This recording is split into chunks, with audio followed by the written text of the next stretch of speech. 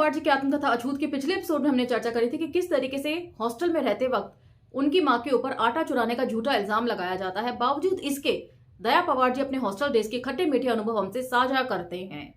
साथ ही ये भी बताते हैं कि उस समय भी लोग प्रोग्रेसिव हुआ करते थे। उनके एक ब्राह्मण शिक्षक अपने बेटे के लिए पुत्र वधू जो है वो महारवाड़ा से लेते हैं, जिसके ऊपर कई तरह की भ्रांतियां और अफवाहें लोग फैला देते हैं। साथ ही अपने एक बंजारन के प्रति यौनाकर्षण की बात भी वे सामने रखते हैं। इन सभी चर्चाओं को हमने पिछले एपिसोड में समेटा था। यदि आपका यह एपिसोड मिस हो गया हो तो आप स्क्रॉल डाउन करके सुन सकते हैं। अब हम चर्चा को यहां से आगे लेकर चलेंगे, तो चलिए मेरे साथ। जय भीम, मैं शालिनी और आप देख रहे हैं अंबेडकर नामा। मां की और मेरे संबंध बड़े खुले खुले, मैं उससे कुछ भी ना छिपाता। उसकी एक सीख थी, अपनी जिंदगी की सारी अच्छी बुरी बातें किसी एक व्यक्ति को मालूम रहनी चाहिए। पता नहीं ये दर्शन उसने कहां से सीखा था, परंतु उसकी इस सीख का मुझ पर बड़ा गहरा असर हुआ। आज जो ये बता पा रहा हूं उसी श्रद्धा से। बड़ा हो जाने के बाद भी जब लाड़ में आता तो मां की जांघों पर सो जाता। ऐसे समय मां बालों में हाथ फेरती, उसकी आवाज बड़ी सुरीली, वह कोई गाना गुनगुनाती। जब गांव में रहता तो जाता या फुटनोट में दिया हुआ आटा पीसने वाली चक्की। जब गांव में रहता तो जाता पर गाने सुनना मेरा खास शौक था। उसके गाते समय अपने आप आंखों से अश्रुधारा बह निकलती। बोर्डिंग में रहते समय जब कभी उसे छुट्टी होती तब मैं पुस्तकों से कहानियां पढ़कर उसे सुनाता। एक बार मानिनी कहानी सुनाते समय उसे अपना मायका याद हो आया, अपना कमजोर पक्ष। मायके के लोग किस तरह उसके साथ हल्का व्यवहार करते, उसकी उसे याद हो आती है। तो लड़कियां ताउम्र जो है वो अपने मायके के प्रति बड़ा झुकाव रखती हैं, लेकिन असल बात तो यह है कि मायके वाले ही सबसे ज्यादा जो है वो भेदभाव बरतते हैं अपने ही बच्चों के बीच में। पति के मर जाने के कारण वे दूसरा घर बसाए, ये मायके वालों की इच्छा थी। वह उम्र भर इस बात को नहीं भूल पाई। ये बात याद आने पर उसकी ऐसी हालत हो जाती है जैसे कलेजे में तीर लगा हो। शायद इन्हीं पुरानी बातों के कारण वे छुट्टियों में भी औरंगपुर जाने की बात मुंह से ना निकालती। बंबई के लिए तो वे ना ही कहती। ऐसे समय हम मौसी के घर जाते। मौसा मौसी वैसे बहुत गरीब थे, परंतु मन के बड़े अच्छे थे। मौसी का गांव मुझे बड़ा अच्छा लगता। गांव के किनारे हमेशा हरियाली, नदी का पानी बांध से झर झर झर झर बहता रहता। इस गांव में औरतें सुबह ही जाता पर पीसने बैठ जाती। प्रत्येक घर में सुरीली आवाज में चूड़ियां बजती, करीब करीब एक दूसरे से स्पर्धा चलती। यह गांव वैसे बहुत ही रंगीन किस्म का था। पुरुष लोग बजनियों की टोली लेकर गांव गांव घूमते, शाम को लावणी गाते।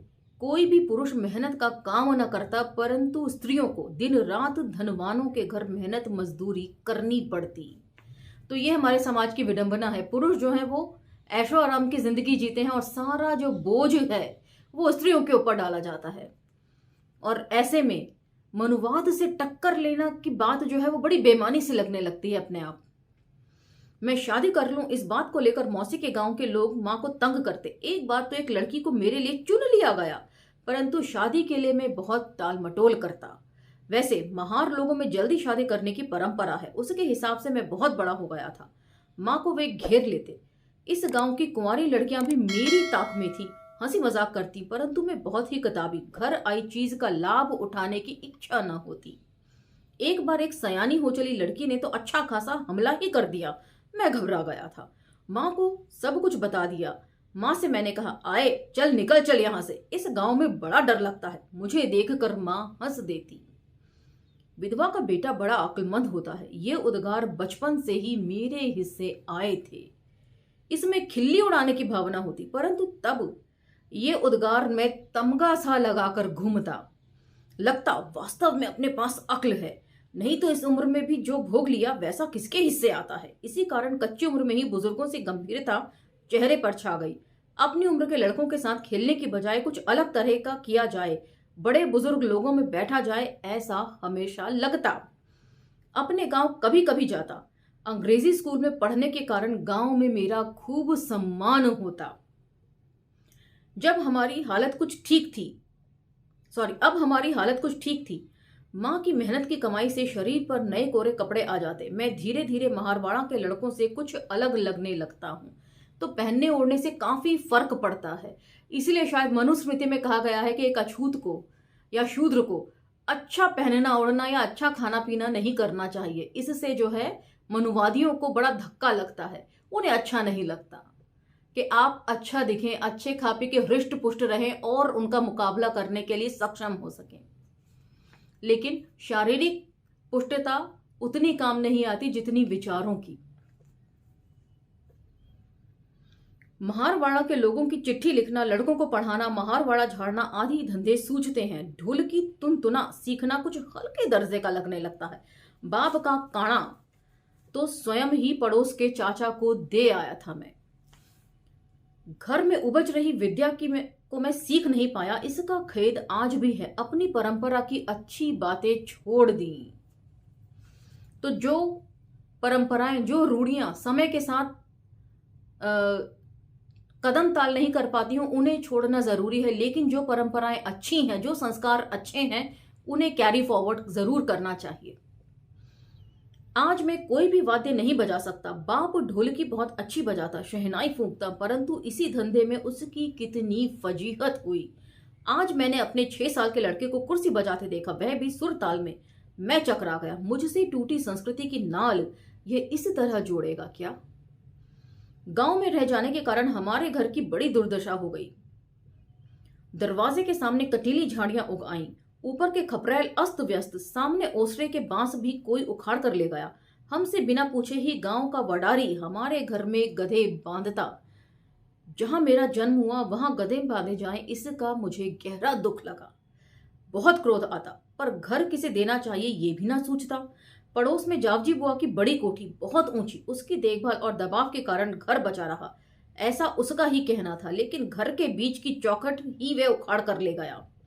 कोई चुरा न ले जाए इसकी सावधानी उन्होंने बरती। बाद में जब खुद के घर में उन्होंने पिछवाड़े एक दरवाजा बनवाया तो वे चौखट और दरवाजे के किवाड़ वहां लगे थे। परंतु हौज में गई वह बूंद से नहीं आती। मेरे ख्याल से थोड़ा सा एक कहावत जो है इस तरह होनी चाहिए थी कि हौज से गई बूंद वापस लौट कर नहीं आती। इस न्याय के कारण हम चुप ही रहे। जावजी बुआ का घर दूध दही से भरपूर, हमारे घर में एक मुर्गी भी नहीं थी। मेरे गांव आने पर जावजी बुआ पत्नी से कहते, बच्चे को दूध परोस। बड़े आग्रह से भोजन के लिए बुलाता, परंतु मुझे दूध कभी पसंद न था, बड़ी मुश्किल से निगलता। जावजी बुआ का घर कैसे पुराने ढंग का, गांव पर उसका रुआबदाब भी वैसा ही था। उसके आते ही सबकी बोलती बंद। जावजी बुआ ताल्लुके का नेता था। सुबह होते ही सफेद भक्क कपड़े पहनता, साफा भी वैसा ही उजला, बगल में छाता दबाकर ताल्लुके में जाता। आसपास के गांव के नेता लोग भी यहीं आकर जमते। कोई बंबई वाला आया कि उसके चारों ओर जमा हो जाते। चाय बनाना इनका धंधा, हर दिन कोई ना कोई मिलता। बाद में जब मैं नौकरी पर लगा तब ये इसी प्रकार गिद्धों से मुझे घेर कर बैठ जाते। कहते, इसका बाप क्या आदमी था, बड़ी इंसानियत वाला, इसकी तुलना में बेटा कुछ भी नहीं। ये सब संवाद मेरे सामने होता। चाय पीकर ये सब चलते बनते। जावजी बुआ की मां जीवित थी, दोनों आंखों से अंधी, नाम चंद्राव। बालों का गोला बनाया था, भौहों के बाल भी पक गए थे, हाथ की चमड़ी पर झुर्रियां। चंद्राव के पास बैठना मुझे अच्छा लगता। बुढ़िया को घर में सभी सताते, उसकी दुर्दशा मुझसे देखी ना जाती। उसे समय पर कोई खाना न देता, उसके कपड़े कोई ना धोता, घर के लड़के बच्चे तक उसे दिशा मैदान कराने न लेकर जाते। उसके देखते ही मेरी अतड़ियां चटकने लगती। मैं घंटों उससे गप्पे लड़ाता, उसकी लाठी पकड़कर उसे दिशा मैदान के लिए ले जाता। उसके पास कथाओं का बड़ा स्टॉक था। मैं उसकी आंखों के गड्ढों में गहरे गहरे देखता, सिर्फ अंधेरा दिखता। उसकी बातों में भी बड़ा मजा आता। उसका और मेरा मजेदार खेल चलता। वह सिनेमा शब्द का उच्चारण ठीक ना कर पाती, सिनेमा का उच्चारण वह सिडीमा करती। कई कोशिशों के बावजूद भी उच्चारण ठीक ना कर पाती। उसे जब मिट्टी दी गई तब मैं गांव में नहीं था। कहते हैं मरते समय वह मुझे बहुत याद कर रही थी। उसके मरने की खबर सुनकर मेरा मन भर आया था। जावजी बुआ और उसके इकलौते बेटे बब्बन के बहुत अधिक मतभेद थे। बाप के बारे में बब्बन बहुत बुरा बोलता। बाप कहता, पुराने काम छोड़ दे। बब्बन जानबूझकर वही काम करता, चोरी से, चोरी छिपे चमड़ा फाड़ता। वाद्य बजाने का गुलामी धंधा बाप को बिल्कुल पसंद नहीं था और बब्बन बहुत अच्छी शहनाई बजाता। उसकी टीम पूरे तालुके में प्रसिद्ध। हमेशा बाप के खिलाफ रहना उसकी जिद। जावजी शारीरिक दृष्टि से काफी मजबूत, उनका शरीर फौलाद सा तो बब्बन का सामने बहुत ही कमजोर दिखता। बड़े पेड़ के नीचे छोटा छोटा पौधा जैसे सूख जाता है, बढ़ नहीं सकता, ठीक उसी तरह कुछ बब्बन के व्यक्तित्व के बौनेपन के लिए उसका बाप जिम्मेदार था। वैसे बाप बहुत ही चरित्रवान, लेकिन बब्बन को कोई भी चीज वर्जित नहीं थी।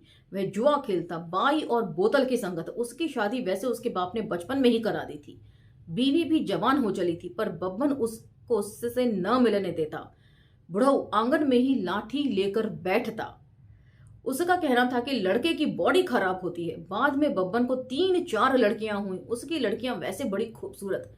इन लड़कियों की शादी जावजी बुआ नहीं कर दी। बब्बन की जिंदगी भर शिकायत रही कि बाप ने मुझे मेरी एक भी लड़की का भला नहीं करने दिया।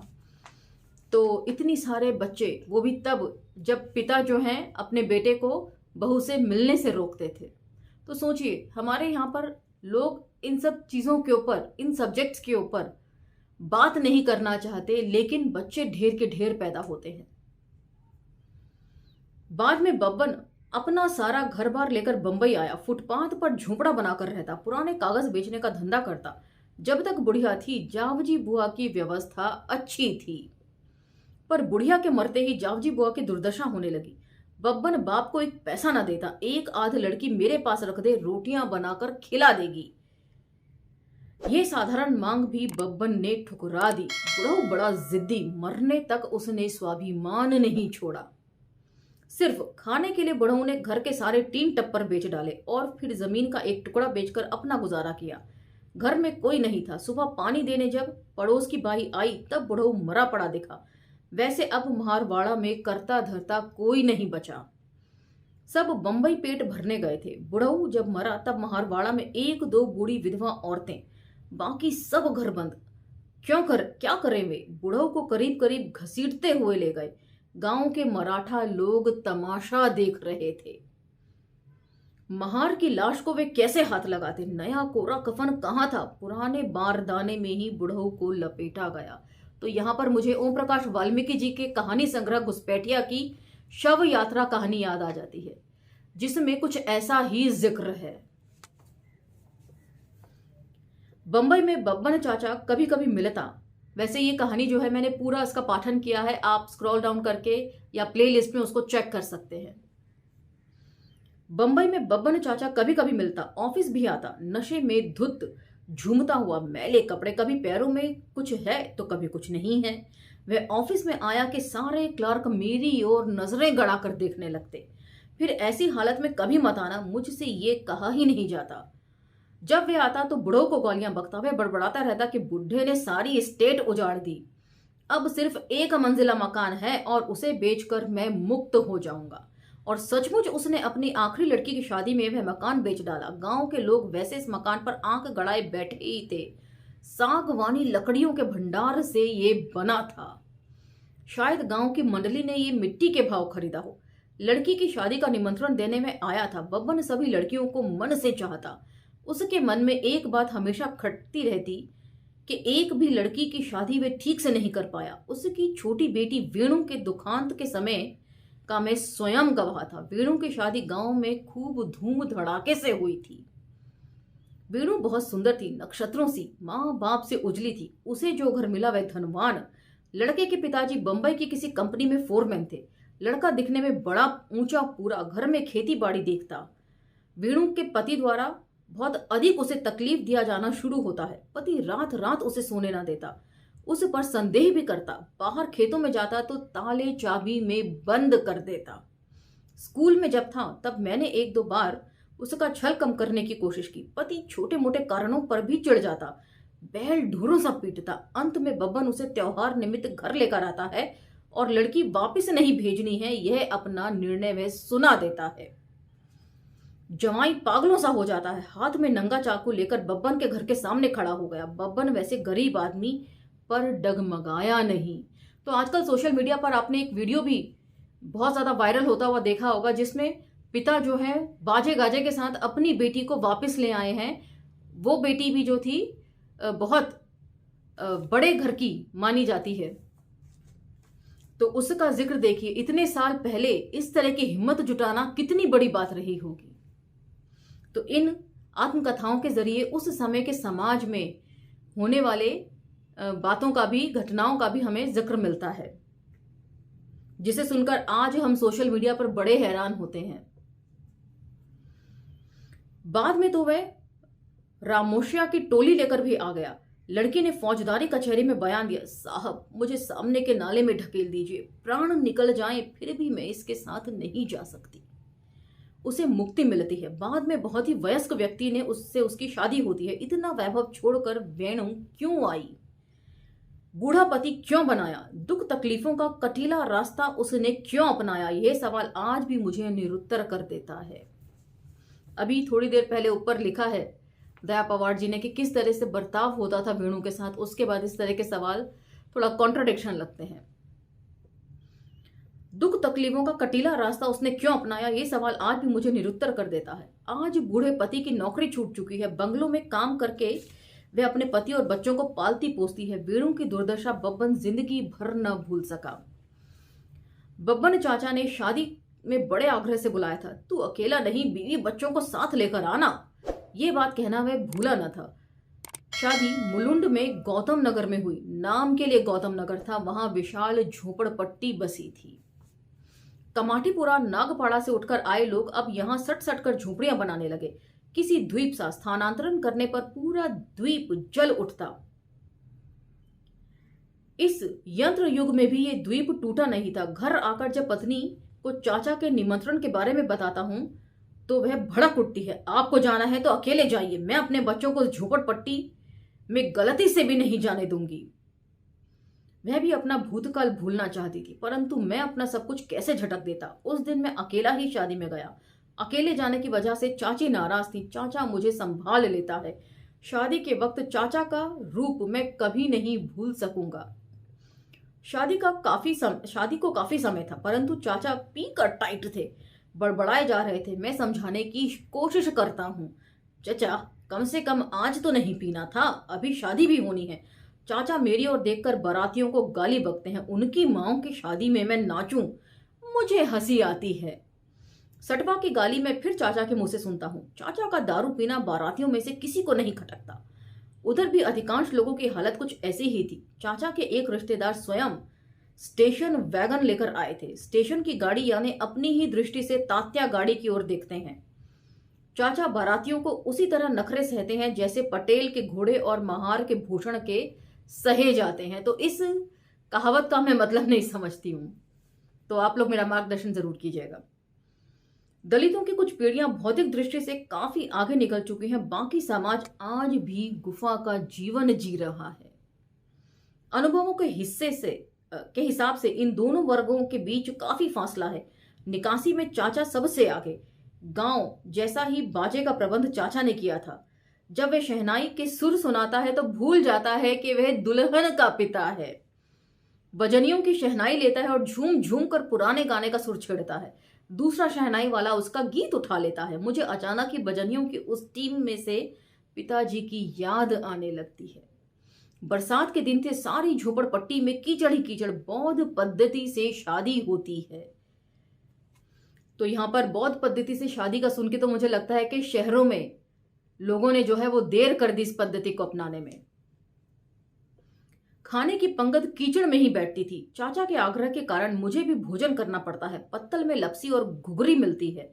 इधर खाने का मेरा स्वाद भी बहुत बदल चुका है। इस कारण मैं अपनी इच्छा के खिलाफ भोजन करता हूं। रात जब घर के लिए चला तब चाचा चाची ने मेरी पढ़ी लिखी पत्नी के लिए एक नई कोरी साड़ी दी। निश्चित ही वह 5 गज वाली थी। तेरी बीवी के लिए खरीदी थी, वह आती तो उसे मंडप में ही पहनाते। मुझे ये लोग बहुत बड़े दिल के लगते हैं, परंतु मेरी और उनकी दुनिया का फासला बढ़ता ही जा रहा है। यह बात मुझे बेचैन कर जाती है। बब्बन चाचा गांव की पुरानी पीढ़ी का अंतिम अवशेष। इधर वह भी बाप दादों सा दारू पीकर जर्रर हो गया। महारवाड़ के कितने ही युवकों की मौतें मैंने देखी हैं। बब्बन चाचा भी कुछ दिनों का साथी लगता है। अब जब कभी महारवाड़ा जाता हूं तो चारों ओर डरावनी शांति।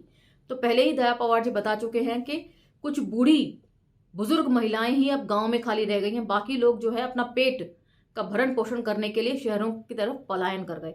और यही सारी बातें हमने क्रिस्तोफ जाफरोलो की पुस्तक भीमराव अंबेडकर एक जीवनी जाति उन्मूलन का संघर्ष एवं विश्लेषण में भी पढ़ी थी कि किस तरीके से पूरा महारवाड़ा जो बलूतेदारी बंद होती है और उसके बाद जगह जगह भटक कर ये लोग सीधा पलायन शुरू कर देते हैं शहरों की तरफ।